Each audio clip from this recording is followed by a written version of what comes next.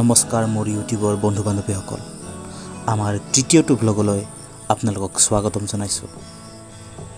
প্ৰায় 3 সপ্তাহ জোৰা দেই পৰি নিয়া গৰমত সিজি যেতিয়া এনেকুৱা এজাক ধাৰাসাৰ বৰষুণ পাওঁ, তেতিয়া বাৰু আপোনালোকৰ কেনেকুৱা লাগে? এক বৰ্ণনা কৰিব নোৱাৰা অনুভূতি জাগে নহয়নে বাৰু? যেন প্ৰকৃতিয়ে পৰিৱেশন কৰা এটি ৰোমেণ্টিক গান।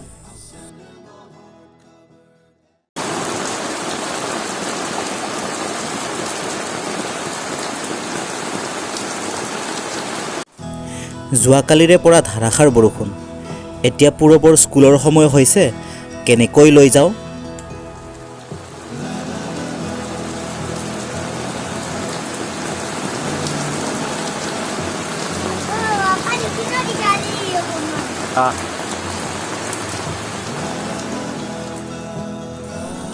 ই মানে বৰষুণ আহিলে খুবেই ভাল পায়।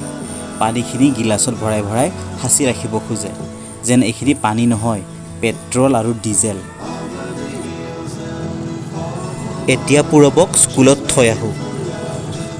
তাক কোনোমতে ৰেইনকোটৰ ভিতৰত সোমাই লৈ আহিছোঁ। ভয়ো লাগে বৰষুণত তিতিলে জ্বৰ চৰ হৈ যাব পাৰে বুলি।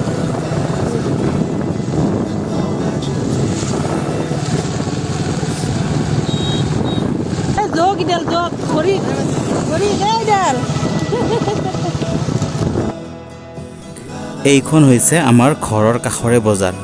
প্ৰতি শুক্ৰবাৰে বহে। ঘূৰি আহোঁতে ইয়াৰ পৰাই বজাৰ কৰি লৈ যাম।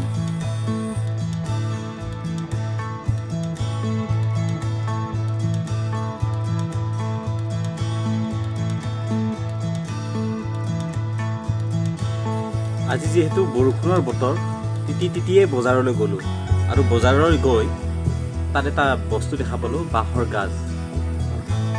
বাঁহৰ গাজটো দেখা পাই কিনি আনিলোঁ। এতিয়া জুৰিয়ে কেনেকৈ কি বনায়, এতিয়া ডাৱৰীয়া বতৰত, বৰষুণৰ বতৰত খাবলৈ কেনেকুৱা হয় চাওঁ বাৰু।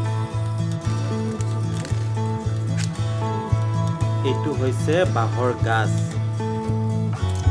বা বাঁহৰ গজালিও বুলি ক'ব পাৰি।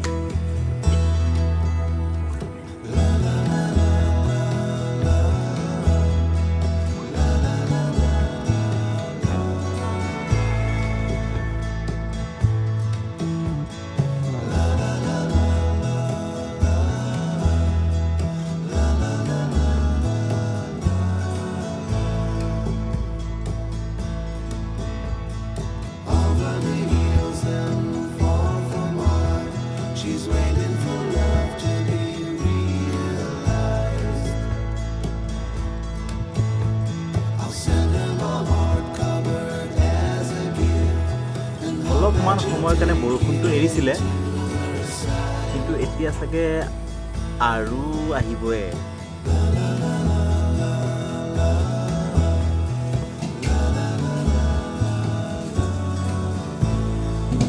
এতিয়া কি কৰি আছা তুমি? এতিয়া মই বাঁহৰ গজালিটো প্ৰথমতে বইল কৰি লওঁ। ইয়াতে মই কুকাৰত দি দিছোঁ বাঁহৰ গজালিখিনি, গোটেইখিনি দি দিলোঁ। তাৰপিছত মই দিছিলোঁ অকণমান মচুৰ দাইল। বাঁহৰ গাজখিনিত মচুৰ দাইল দিছা? অকণমান মচুৰ দাইল দিলোঁ। মই 200 আলু কুকাৰত আলু বেছি হ'লেও বেয়া। তাৰপিছত মই ইয়াতে দি দিম অকণমান কলৰ খাৰ। কলৰ খাৰ ঘৰতে বনোৱা। চাগে মই এইবাৰ কি কৰিবা? এইখিনিত ইয়াতে মই দি দিম অকণমান গৰম পানী। গৰম পানী দিয়া গ'ল।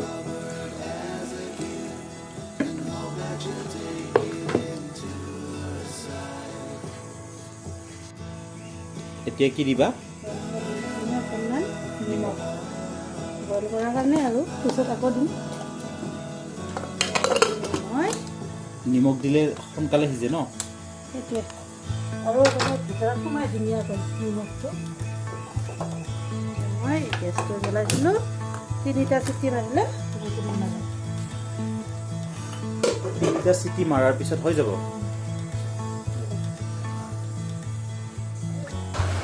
এয়া আমাৰ বইল হৈ গ'ল। আমি এইখিনি বনাম। তিনিটা চিটি মৰাৰ পিছত এইখিনি বইল হৈ গ'ল। এনেকৈ বইল কৰি ল'ব লাগে। ইয়াৰ পিছৰ বাকী প্ৰচেছখিনি দেখুৱাই আছোঁ, বলক।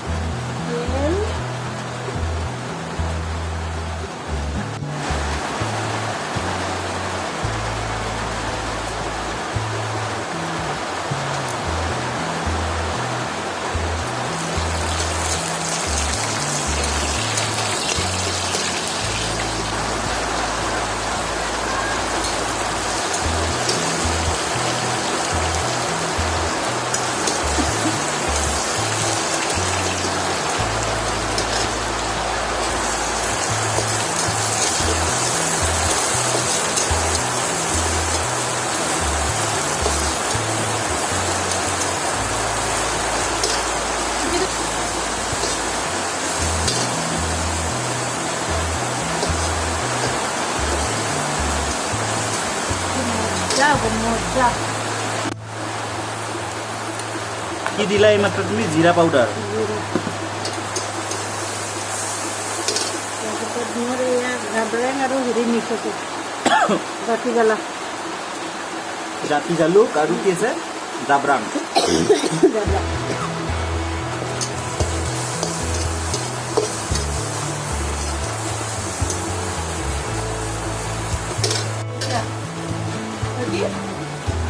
হালধি পাউডাৰ। এইবাৰ দিলা তুমি হালধি পাউডাৰ।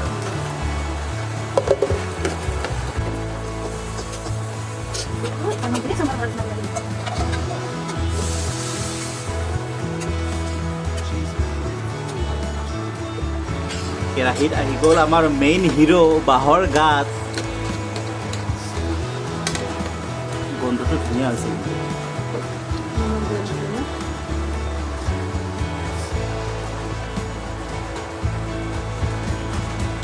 বইল কৰোঁতে দিয়া গৈছে ন নিমখ। সেইটো অলপ দি দিওঁ।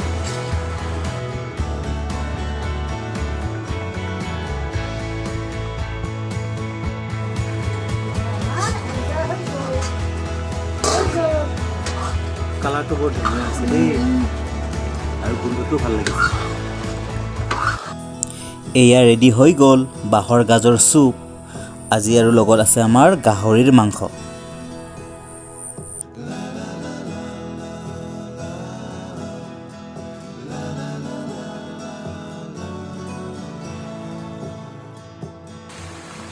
বহুত বৰষুণ এইকেইদিন। এতিয়া পূৰৱক স্কুলৰ পৰা আনিবলৈ যাব ওলাইছোঁ।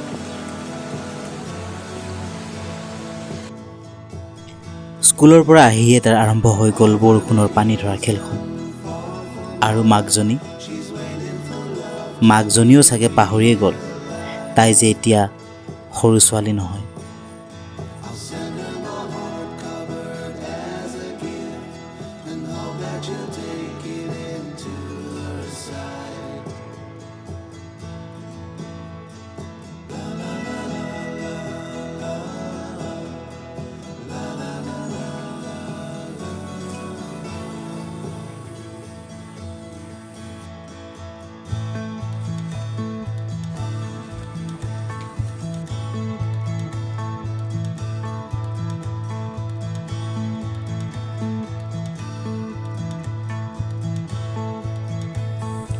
চোতালত পানী গোট খোৱা দেখি সি ঠেহ পাতিছে। তাক বোলে কাগজৰ নাও বনাই দিব লাগে।